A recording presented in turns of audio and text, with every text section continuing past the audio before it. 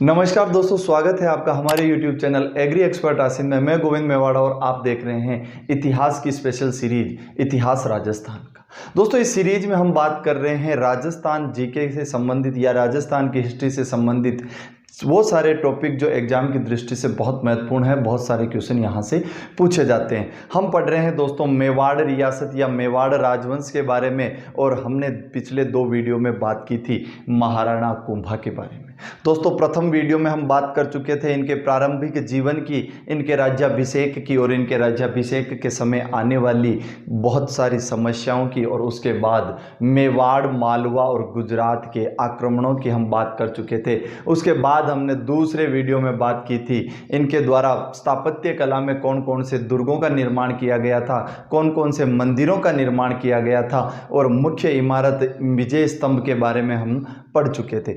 अब दोस्तों, आज हम बात करने वाले हैं उस पिछले वीडियो से आगे की जो भी टॉपिक हम एग्जाम की दृष्टि से बच गया है।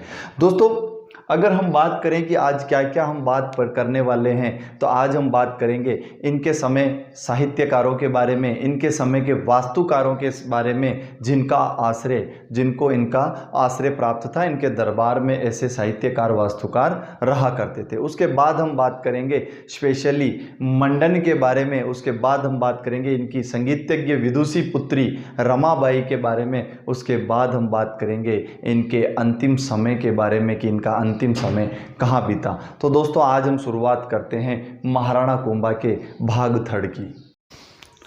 तो दोस्तों, हम बात कर रहे हैं महाराणा कुंभा के जो दरबार था उसमें साहित्यकारों के बारे में।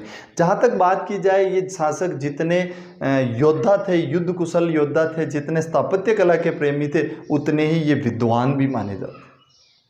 इनके दरबार में बड़े बड़े साहित्यकार, बड़े बड़े विद्वान लोगों को आश्रय था। और अगर हम उनमें बात करें तो कुछ ऐसे इतिहासकार या साहित्यकार थे जिन्होंने उस समय बहुत बड़ा योगदान अपना दिया था। और अगर हम बात करें पहली कि ऐसे कौन से साहित्यकार थे, तो कान्हा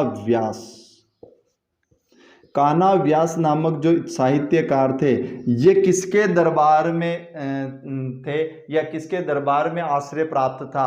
तो महाराणा कुंभा के दरबार में आश्रय प्राप्त था। और अब हम इनसे कोरिलेटेड करते हैं किसी एक ग्रंथ को। ग्रंथ के नाम की अगर बात की जाए तो ग्रंथ था एकलिंग महात्म्य नाम का एक ग्रंथ था। और इस ग्रंथ में क्या था, तो हम बात करें इसमें क्या था, तो मेवाड़ की वंशावली थी। क्या थी? मेवाड़ के शासकों का इतिहास था, मेवाड़ की वंशावली थी। और इस ग्रंथ को लिखने का श्रेय किसे दिया जाता है? अब दोस्तों, ध्यान रखना, क्वेश्चन पूछा जाता है इस ग्रंथ को पूर्ण किसने किया था?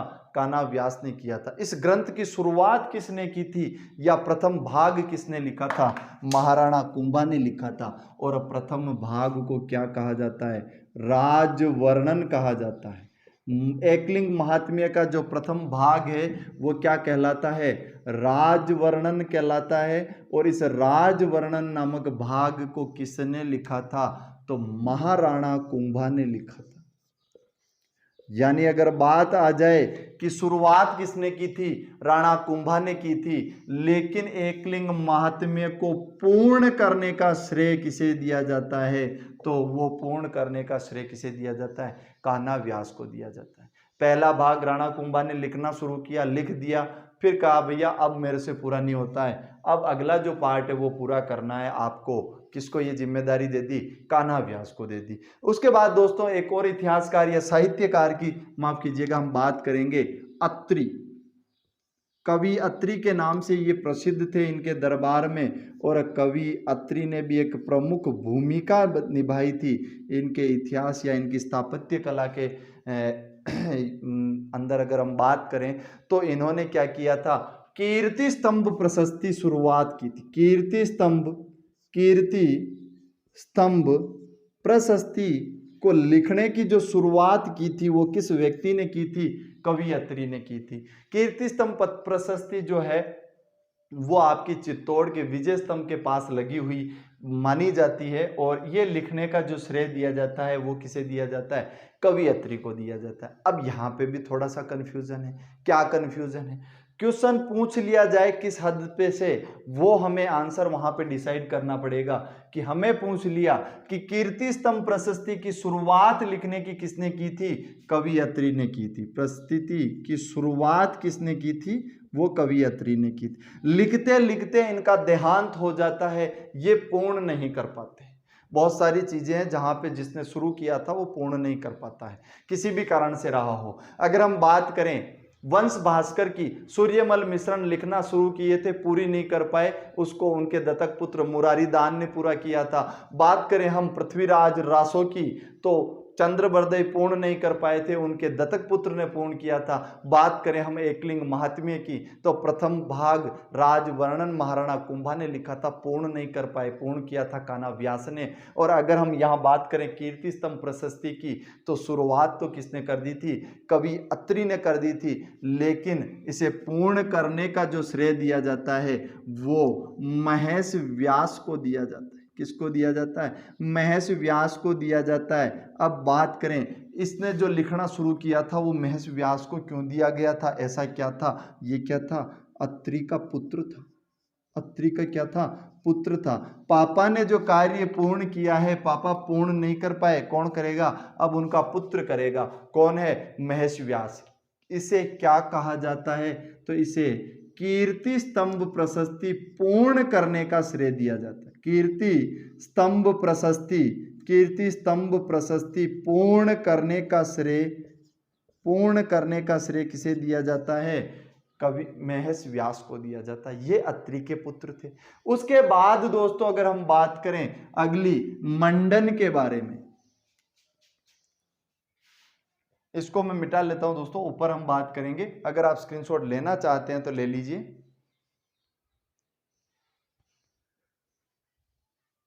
बात करेंगे हम दोस्तों इसके अगले मुख्य साहित्यकार तो नहीं, हालांकि साहित्य भी इन्होंने बहुत लिखा है। इनके प्रमुख वास्तुकार कह सकते हैं, शिल्पकार कह सकते हैं। और वो शिल्पकार कौन थे, तो वो थे इनके प्रमुख मंडन। अभी हम बात करेंगे मंडन की अलग से कि ये क्या थे, कहाँ से आए थे, इन्होंने कौन कौन से ग्रंथ लिखे थे।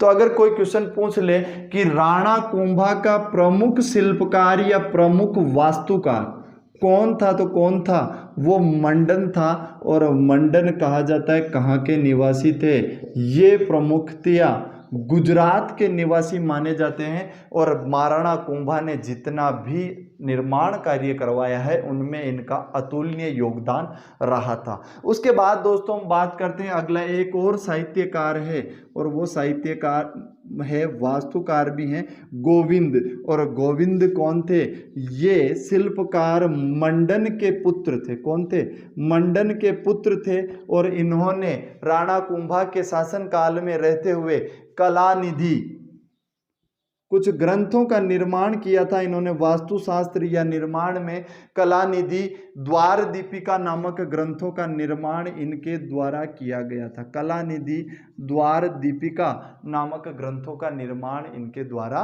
किया गया था। उसके बाद दोस्तों अगर हम बात करें तो अगले साहित्यकार आते हैं नापा। नापा, और नापा कौन थे दोस्तों, मंडन के छोटे भाई थे। मंडन के क्या थे, छोटे भाई थे। ये भी कहाँ पर थे, महाराणा कुंभा की सेवा में थे। ये भी साहित्य में अपना या वास्तु में अपना योगदान दे रहे थे मेवाड़ को, और इसीलिए इन्होंने एक ग्रंथ लिख दिया था वास्तु के लिए, और वो क्या नाम था उस ग्रंथ का, वास्तु मंजरी। देखिए दोस्तों ये क्लियर करना इसलिए आवश्यक है, क्वेश्चन पूछा हुआ यहाँ से, वास्तु मंजरी नामक ग्रंथ महाराणा कुंभा के किस साहित्यकार ने या किस दरबारी ने लिखा था। तो अगर हम बात करें वास्तु की तो हमें ये ध्यान में रह जाता है, लेकिन वास्तु के बहुत सारे ग्रंथ हम आगे पढ़ेंगे इन्होंने लिखे हैं, लेकिन वास्तु मंजरी ऐसा ग्रंथ है जो किसने लिखा था, नापा ने लिखा था। नापा कौन थे, मंडन के छोटे भाई थे, उन्होंने लिखा था। अगर मंडन के पुत्र की बात करें तो कौन था, गोविंद था, और उसने भी कलानिधि, द्वार दीपिका और उद्धोधीरणी नामक ग्रंथों का निर्माण या रचना इन्होंने मेवाड़ में रहते हुए मेवाड़ के लिए की थी। उसके बाद हम दोस्तों बात करते हैं मंडन के बारे में कुछ स्पेशली टॉपिक, क्योंकि क्वेश्चन मेवाड़ में मंडन के बारे में काफी पूछे जाते हैं, तो हम बात करेंगे मंडन के बारे में। तो दोस्तों अब हम बात कर रहे हैं महाराणा कुंभा के प्रमुख शिल्पकार मंडन के बारे में। दोस्तों अगर बात की जाए कि मंडन कौन थे और मंडन कहाँ से थे और मंडन ने किन किन ग्रंथों का निर्माण या रचना की थी, तो ये हमें आइडिया होना आवश्यक है क्योंकि एग्जामिनेशन पर पूछा जाता है। दोस्तों राजस्थान चयन बोर्ड जब से एग्जाम लेने लगा है, या यूँ कह दीजिए वर्तमान परिप्रेक्ष्य में जैसे जैसे परीक्षाएं का स्तर बढ़ रहा है उसी तरह ज़्यादा से ज़्यादा डीप चीज़ें पूछी जाती है। एकलिंग महात्म्य कितने भागों में लिखा हुआ है पूछ चुके हैं आपके। उसके अलावा संगीत जो ग्रंथ लिखे हैं महाराणा कुंभा ने किस भाषा में लिखे हैं वो पूछ चुके हैं। मेवाड़ के राणा कुंभा ने नाटक जो लिखे किस भाषा में लिखे हैं वो पूछे जा चुके हैं। तो हमें सारे के सारे आइडिया होने चाहिए। अगर दोस्तों हम मंडन की बात करें कि ये कहाँ के थे मूल थे, तो जो इनका मूल स्थान था वो मूल स्थान क्या बताया जाता है, गुजरात बताया जाता है। क्या बताया जाता है, गुजरात। और गुजरात में ये किस जाति से संबंध करते थे, तो इनके पिता के नाम से पता चलता है ये अपने पिता यानी खेता ब्राह्मण के पुत्र थे, और इसी से इनसे पता चलता है ये किस जाति से संबंधित थे, ब्राह्मण जाति से संबंधित थे। और इनका जो मुख्य कार्य था वो क्या था, ये मुख्य कार्य इनका क्या था भैया, ये वास्तुकार थे, यानी वास्तुशास्त्र के बहुत अच्छे ज्ञाता थे।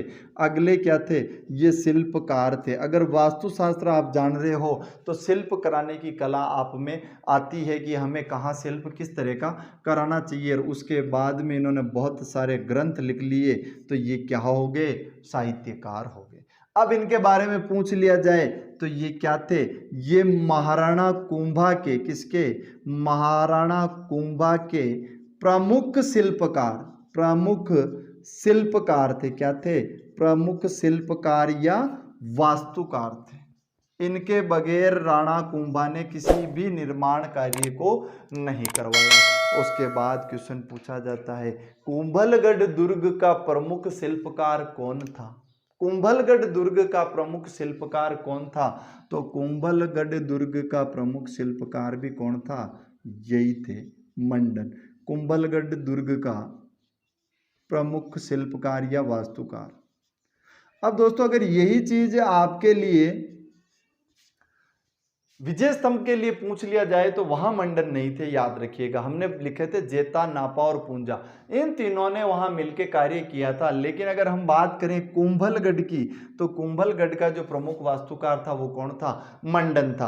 अब दोस्तों उसके बाद हम बात करेंगे इनके कुछ ग्रंथों के बारे में कि कौन कौन से ग्रंथ इन्होंने लिखे थे।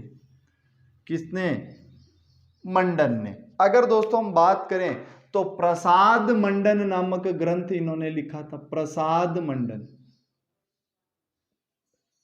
और इसे प्रासाद मंडन भी कहा जाता है। प्रासाद का मतलब होता महल, यानी इस ग्रंथ में किसकी जानकारी थी, महल निर्माण के संबंधित जानकारी थी, इसीलिए इस ग्रंथ को प्रासाद मंडन या प्रसाद मंडन के नाम से जाना जाता है। उसके बाद दोस्तों हम बात करें, अगला ग्रंथ लिखा था इन्होंने वास्तुशास्त्र। इस ग्रंथ में सारी की सारी जो जानकारी थी वो किसके संबंध में थी, वास्तुशास्त्र के संबंध में थी, यानी इस ग्रंथ में हमें वास्तु से रिलेटेड सारी जानकारियां मिलती है। उसके बाद इन्होंने लिखा शकुन मंडन, शकुन मंडन। और अगर हम नाम से जारी हो रहा है पूछ लिया जाए कि शकुन मंडन में किसकी जानकारी मिलती है, तो शकुन मंडल में शकुन शास्त्र की जानकारी मिलती है। शकुन शास्त्र की जानकारी मंडन के किस ग्रंथ में मिलती है, तो वो किस में मिलती है, शकुन मंडन में। और इनके ग्रंथों की बात करें, कोदंड मंडन,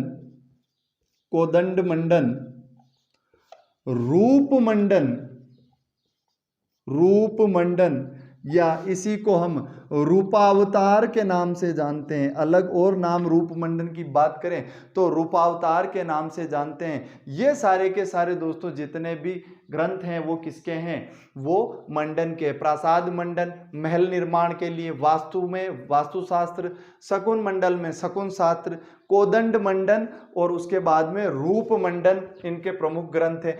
एक और इनका ग्रंथ है जिनमें मूर्ति कला पर इन्होंने काफी अच्छी जानकारी दी है, देव मूर्ति प्रकरण। देव मूर्ति प्रकरण नामक ग्रंथ भी इनके द्वारा लिखा गया था। और एक अंतिम ग्रंथ और याद आ रहा है, राजवल्लभ। यानी इतने सारे इनके ग्रंथ थे, इसीलिए इनको क्या कहा गया, बाद में इनको साहित्यकार कहा गया। और ये वास्तु और शिल्प के ज्ञाता थे, इसीलिए इनको वास्तुकार और शिल्पकार कहा गया। ये सारा का सारा था दोस्तों मंडन के बारे में, जो महाराणा कुंभा के क्या थे, शिल्पकार थे, जो क्या थे, वास्तुकार थे। तो आप इसका स्क्रीनशॉट ले लीजिए। उसके बाद हम बात करेंगे महाराणा कुंभा के समय हुए और ग्रंथों के बारे में कि किन ग्रंथों की रचना हुई थी, ये तो हम यहाँ पे पढ़ चुके हैं।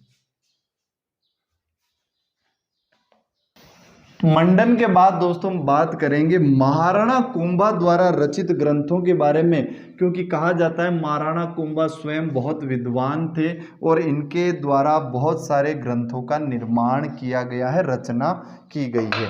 अगर हम इनके ग्रंथों की रचना की बात करें तो बहुत ही फेमस ग्रंथ हैं और इनका हमें नाम बहुत जल्दी याद आता है। वो 3 ग्रंथ हैं, संगीत राज, संगीत राज, संगीत मीमांसा, संगीत मीमांसा और सूड प्रबंध। ये 3 ग्रंथ ऐसे हैं जो एग्जामिनेशन में बहुत ज़्यादा पूछे गए हैं, बहुत ज़्यादा रिपीट हुए हैं। और ये तीनों के तीनों किससे संबंधित हैं, ये तीनों के तीनों संगीत से संबंधित है। क्वेश्चन पूछ लिया जाए, निम्न में से कौन सा ग्रंथ संगीत से संबंधित नहीं है, आपको 3 ऑप्शन ये मिलेंगे, संगीत राज, संगीत मीमांसा, सूड प्रबंध, और चौथा होगा कामराज रतिसार। यानी ये तीनों तो क्या हैं, संगीत ग्रंथ हैं या संगीत से संबंधित ग्रंथ है। उसके बाद दोस्तों अगर हम बात करें अगली, कामराज रतिसार, कामराज रतिसार, ये ग्रंथ भी किन्होंने लिखा था, ये ग्रंथ भी राणा कुंभा ने लिखा था। और उसके बाद हम बात करें हरिव्रतिका, हरिव्रतिका, उसके बाद हम बात करें चंडी शतक पर टीका, चंडी शतक पर टीका। और अगर उसके बाद और ग्रंथों की बात करें, गीत गोविंद पर टीका, गीत गोविंद पर टीका, ये ग्रंथ भी किसने लिखा था, महाराणा कुंभा ने लिखा था। ये जितने भी टीका लिखे गए दोस्तों, चंडी शतक पर टीका हो, गीत गोविंद पर टीका हो, ये ग्रंथ मुख्य जो ग्रंथ थे ये किसी और रचनाकार ने लिखे थे, लेकिन उन पर किन्होंने महाराणा कुंभा ने क्या लिखा था, टीका लिखा था। इसीलिए मैं यहाँ पे इस चीज को क्लियर कर रहा हूँ। उसके बाद आती है रसिक प्रिया, रसिक प्रिया। और अगली अगर हम बात करें संगीत क्रम, संगीत क्रम दीपिका, संगीत क्रम दीपिका। उसके बाद अगर हम बात करें एकलिंग, एकलिंग महात्म्य। और यहाँ पे दोस्तों ध्यान रखिएगा, एकलिंग महात्म्य में 2 साथ में लगे थे, राजवर्णन लिखा था, वो तो किसने लिखा था, राणा कुंभा ने लिखा था। और इसे पूरा जो किया था वो किसने किया था, कान्हा व्यास ने पूरा किया था। और ये किस भाषा में लिखा हुआ है, ये क्वेश्चन बहुत बार पूछा हुआ है। और ये किस भाषा में है, तो ये संस्कृत भाषा में लिखा हुआ है, ये ध्यान रखिएगा। यहाँ पे आगे मेवाड़ी भाषा में भी इन्होंने 4 नाटक लिखे थे। तो ये क्वेश्चन भी पिछली बार पूछा गया था कि एकलिंग महात्म्य किस भाषा में लिखा हुआ है, संस्कृत भाषा में लिखा हुआ है। उसके बाद हम बात करें वाद्य प्रबंध, इन ग्रंथों का निर्माण या रचना जो है वो महाराणा कुंभा ने की थी। एक बार वापस देख लेते हैं। अगर हम संगीत राज, संगीत मीमांसा और सूड प्रबंध की बात करें तो ये संगीत से संबंधित ग्रंथ हैं। उसके बाद अगर हम बात करें कामराज रतिसार, हरिव्रतिका, चंडी शतक पर टीका, गीत गोविंद पर टीका और रसिक प्रिया, गीत गोविंद इनको साथ लिखा जाता है, गीत गोविंद पर टीका, संगीत क्रम दीपिका और एकलिंग महात्म्य के 2 पार्ट, जो राजवर्णन तो किसने लिखा था, महाराणा कुंभा ने लिखा था, लेकिन पूर्ण किन्होंने किया था, कान्हा व्यास ने किया था। उसके बाद अगली बात करें वाद्य प्रबंध नामक ग्रंथ भी किन्होंने लिखा था, ये ग्रंथ भी महाराणा कुंभा ने इसकी रचना की थी। दोस्तों इसका स्क्रीनशॉट ले लीजिए। उसके बाद हम बात करेंगे कि एक दो ग्रंथ जिनके मुख्यतः क्वेश्चन पूछे जाते हैं उनके बारे में। अब दोस्तों हम इसी में अगर बात करें कि ये जो ग्रंथ थे जिन पर इन्होंने टीका लिखा था, तो इनके मुख्य जो रचनाकार थे वो कौन थे, ये क्वेश्चन कहीं पूछ लिया जाए कि गीत गोविंद के रचनाकार कौन थे। जयदेव नामक व्यक्ति ने इसकी रचना की थी। और चंडी शतक की बात करें तो बाण भट्ट ने इसकी रचना की थी। मुख्य रचना जो थी वो तो बाण भट्ट ने की थी, लेकिन चंडी शतक पर टीका किसने लिखा था, महाराणा कुंभा ने लिखा था। वहीं गीत गोविंद या रसिक प्रिया गीत गोविंद की जो रचना है वो किसने की थी, जयदेव ने की थी, लेकिन इस पर टीका किसने लिखा था, महाराणा कुंभा ने लिखा था। उसके बाद दोस्तों बात करते हैं संगीत राज के बारे में, क्योंकि क्वेश्चन संगीत राज से बहुत ज्यादा पूछे जाते हैं। संगीत राज से बहुत ज्यादा क्वेश्चन पूछे जाते हैं। संगीत राज, इस ग्रंथ की हम अलग क्यों बात कर रहे हैं दोस्तों, यहां से क्वेश्चन बहुत बार पूछा हुआ है। क्वेश्चन पूछा जाता है महाराणा कुंभा के समय का या महाराणा कुंभा के द्वारा रचित सबसे बड़ा सर्वश्रेष्ठ ग्रंथ कौन सा है, तो कौन सा है, संगीत राज है। अगर क्वेश्चन पूछ लिया जाए महाराणा कुंभा के समय का, महाराणा कुंभा का सबसे बड़ा और सर्वश्रेष्ठ ग्रंथ, सबसे बड़ा एवं सर्वश्रेष्ठ ग्रंथ की अगर हम बात करें तो वो कौन सा है, वो कौन सा है, संगीत राज। संगीत राज की एक महत्वपूर्ण बात और है या इसकी विशेषता है कि इसमें क्या तीन चीजों का समावेश है। किन किन चीजों का समावेश है, गीत, वाद्य एवं नृत्य, तीनों कलाओं का समावेश है। इसीलिए इसे सर्वश्रेष्ठ और सबसे बड़ा ग्रंथ कहा जाता है, तीनों कलाओं का समावेश होने के कारण। क्वेश्चन पूछा जाता है महाराणा कुंभा द्वारा रचित किस ग्रंथ में गीत, वाद्य और नृत्य तीनों कलाओं का समावेश है, तो किस ग्रंथ में, संगीत राज में। अब बात आती है संगीत राज कितने भागों में लिखा हुआ है, भाग कितने, इसके कितने भागों में लिखा हुआ है इसे, तो क्वेश्चन पूछा हुआ है महाराणा कुंभा का संगीत राज ग्रंथ कितने भागों में पूर्ण हुआ है, 5 भागों में। अब 5 भागों की बात हम कर लेते हैं, क्योंकि क्वेश्चन पूछे हुए हैं, डीप तैयारी करने की आवश्यकता है। ग्रंथ कौन कौन से हैं, भाग कौन कौन से हम बात करेंगे, 5 भाग हैं। कौन, कितने भाग हैं, 5 भाग हैं। अगर हम बात करें तो याद किस तरह करना है, तो एक आइडिया लगाइएगा, एक उदाहरण लीजिएगा।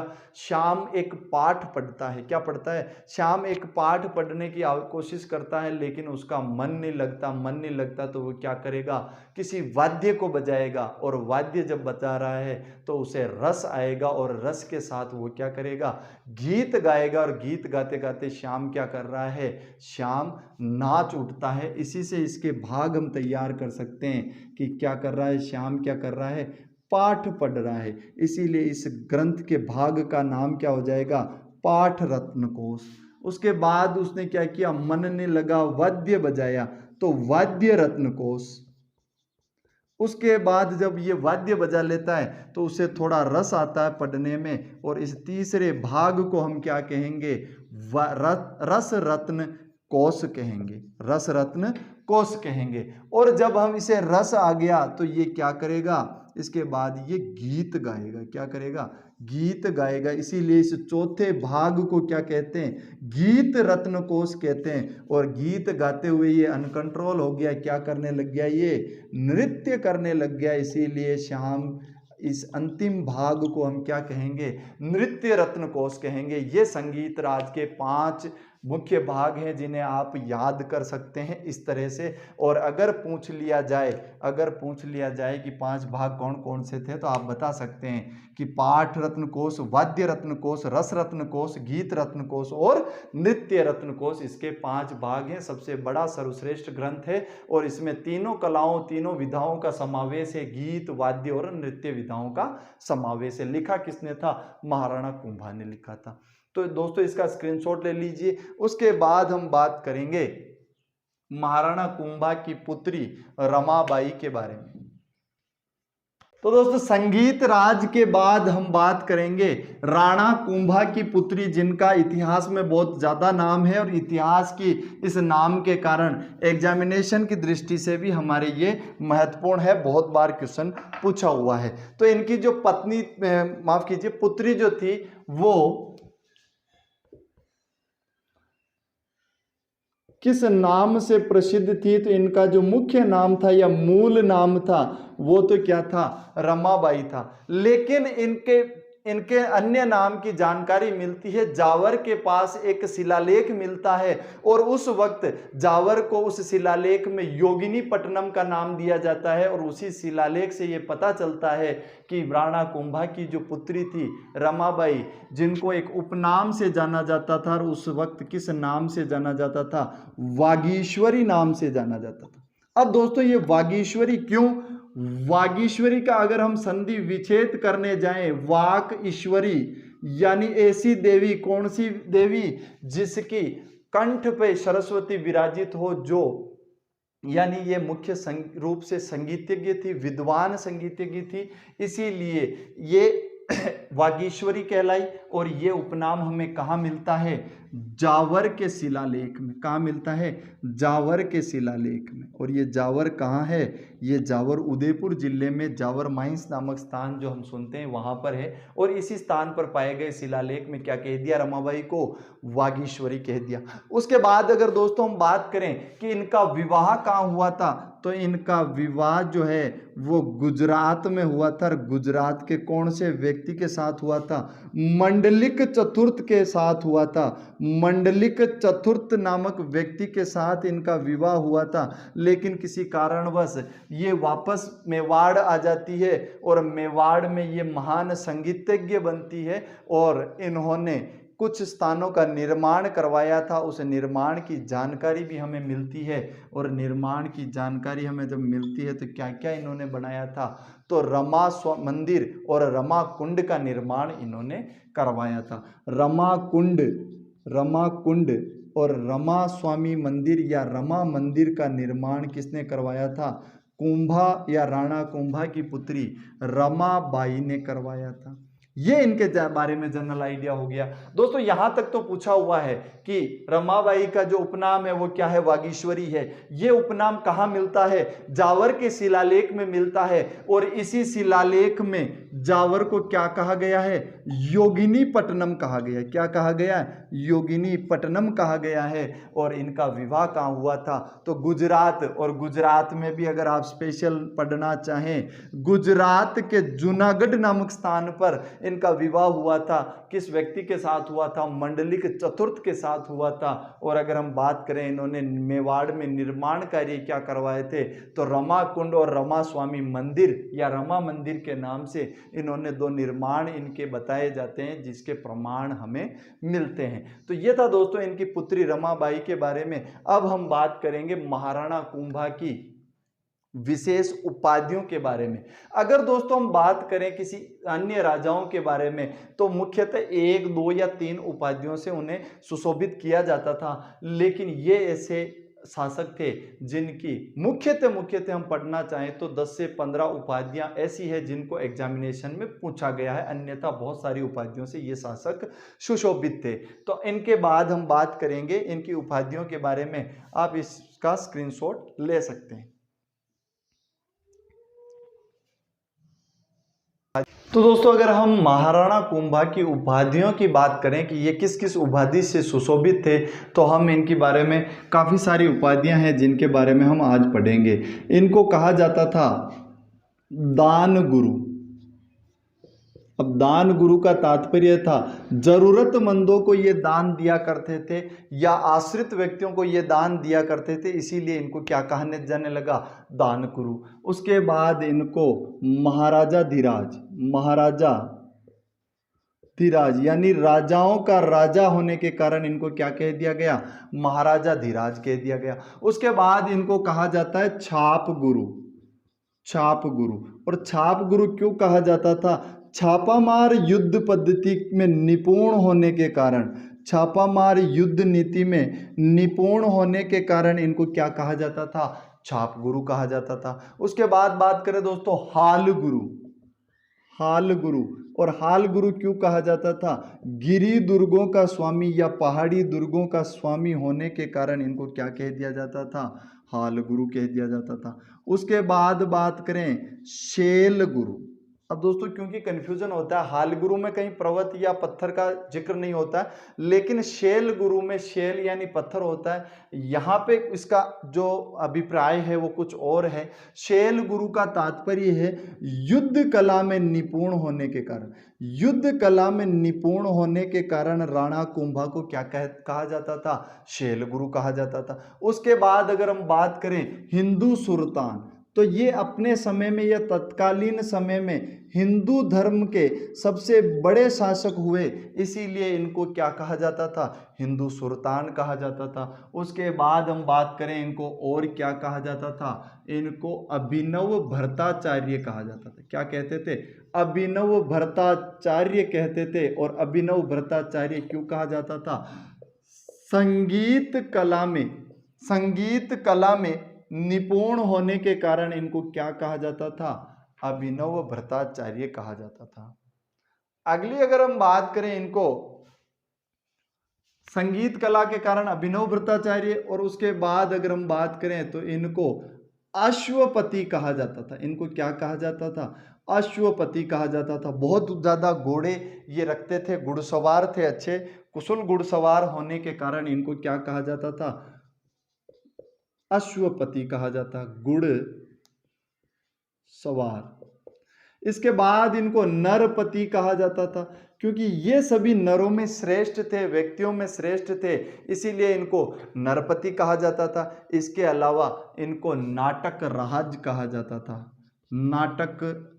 नाटक राज कहा जाता था, क्योंकि इन्होंने नाटकों के रचना की थी। नाटकों की रचना करने के कारण इनको नाटक राज कहा जाता था। और हमने इनके इतिहास में, साहित्य में एक बात भूल गए थे, वो मेंशन करना आप, मेवाड़ी भाषा में इन्होंने 4 नाटकों की रचना की थी। कितने नाटकों की, 4 नाटकों की रचना की थी। भाषा कौन सी थी, मेवाड़ी भाषा में की थी। ये क्वेश्चन पूछा हुआ है पिछली कृषि पर्यवेक्षक भर्ती परीक्षा में कि महाराणा कुंभा ने नाटकों की रचना किस भाषा में की थी, मेवाड़ी भाषा में की थी। और एकलिंग महात्म्य का भी क्वेश्चन पूछा हुआ बीएसटीसी 2017 या 18 में कि एकलिंग महात्म्य की रचना महाराणा कुंभा के द्वारा जो की गई किस भाषा में की गई थी, तो वो संस्कृत भाषा में की गई थी। इसके अलावा इनको हिंदू पत बादशाह, देखिए हिंदू सत और हिंदू पत दोनों पूछे जाते हैं, तो हिंदू पत बादशाह कौन थे, हिंदू पत बादशाह किसको कहा गया, महाराणा कुंभा को कहा गया। और ये किनके द्वारा कहा गया, मुस्लिम शासकों के द्वारा। ये क्वेश्चन पूछा जाता है, स्टार मार्क कीजिएगा कि महाराणा कुंभा को हिंदू पत बादशाह किसने कहा, तो फारसी ग्रंथों में या मुस्लिम ग्रंथों में मुगल बादशाहों के द्वारा या मुस्लिम बादशाहों के द्वारा महाराणा कुंभा को क्या कहा गया, हिंदू पत बादशाह कहा गया। इसके अलावा इनको राव राय, राणे राय, राणे रासो, टोडरमल और अवतार आदि कई उपाधियों से इनको सुशोभित किया जाता है और किया जाता था इतिहास में। तो महाराणा कुंभा के जो उपाधियां हैं वो बहुत सारी है, लेकिन एग्जाम की दृष्टि से ये आपकी 8-10 जो उपाधियां हैं वो बहुत मुख्य योगदान रखती है। दान गुरु, दान देने के कारण, राजाओं के राजा होने के कारण महाराजाधिराज, अगर छापामार युद्ध में निपुण थे इसलिए छाप गुरु, गिरि दुर्गों के स्वामी थे इसलिए हाल गुरु, और युद्ध कला में निपुण होने के कारण शेल गुरु, हिंदुओं का प्रतापी शासक होने के कारण हिंदू सुल्तान, और संगीत कला में निपुण होने के कारण अभिनव भट्टाचार्य, और घुड़सवार या घुड़सवारी में निपुण होने के कारण अश्वपति, मानवों में या नर में श्रेष्ठ होने के कारण नरपति, और नाटकों की रचना करने के कारण नाटक राज। और अगली बात करें तो मुस्लिम शासकों के द्वारा इनको क्या कहा गया था, हिंदूपत बादशाह कहा गया था। यह था दोस्तों इनका पूरा का पूरा जो वर्णन है उपाधियों का। अब हम बात करेंगे इनके अंतिम समय की कि क्या इनका अंतिम समय रहा था।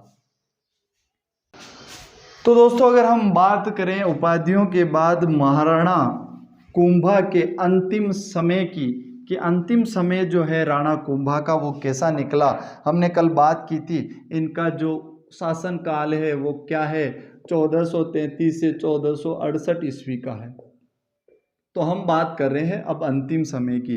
अंतिम समय में कहा जाता है इतिहासकारों द्वारा कहा जाता है कि अंतिम समय में महाराणा कुंभा उन्माद रोग से ग्रसित हो गए थे। किस रोग से? उन्माद रोग से ग्रसित हो गए थे। अपने आप को एक स्थान पर बंद रखते थे, या यूं कह दीजिए मामादेव के मंदिर के पास अपना अधिकतम वो समय व्यतीत करते थे। अधिकतम समय कहाँ व्यतीत करते थे? मामादेव के मंदिर के पास। और इसी स्थान पर इनके पुत्र उदाकरण, या जिसे उदा के नाम से इतिहास में जाना जाता है, उसने क्या कर दिया? इनकी हत्या कर दी। और ये घटना दोस्तों मेवाड़ का प्रथम कलंक कहलाई। देखिएगा आप कि ये घटना अलग कहलाती है और इसी घटना को करने वाले या इस हत्या को करने वाले व्यक्तित्व को अलग उपाधि दी जाती है।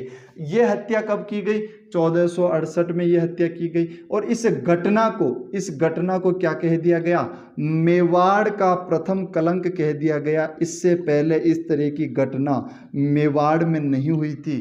तो मेवाड़ का प्रथम कलंक किस घटना को कहा जाता है? कोई पूछ लेवे तो बता दीजिएगा किस घटना को कहा जाता है? उदाकरण के द्वारा महाराणा कुंभा की हत्या करना मेवाड़ का प्रथम कलंक कहलाया। उसके बाद मेवाड़ की इस प्रथम कलंक को करने वाले यानी उदाकरण को क्या कहा जाता है? मेवाड़ का प्रथम पितृहंता कहा जाता है। मेवाड़ का प्रथम क्या कहा जाता है? पितृहंता कहा जाता है।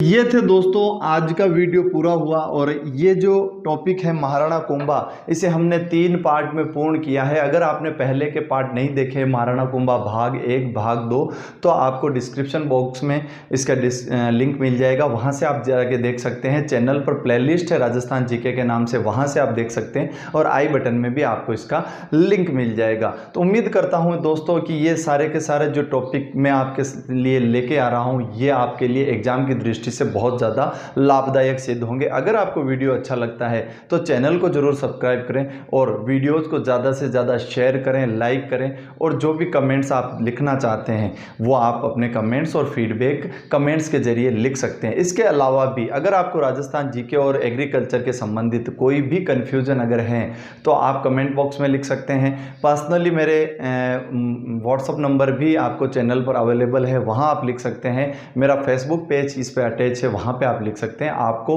100% उसका कन्फ्यूजन का क्लियरेंस मिलेगा। धन्यवाद दोस्तों।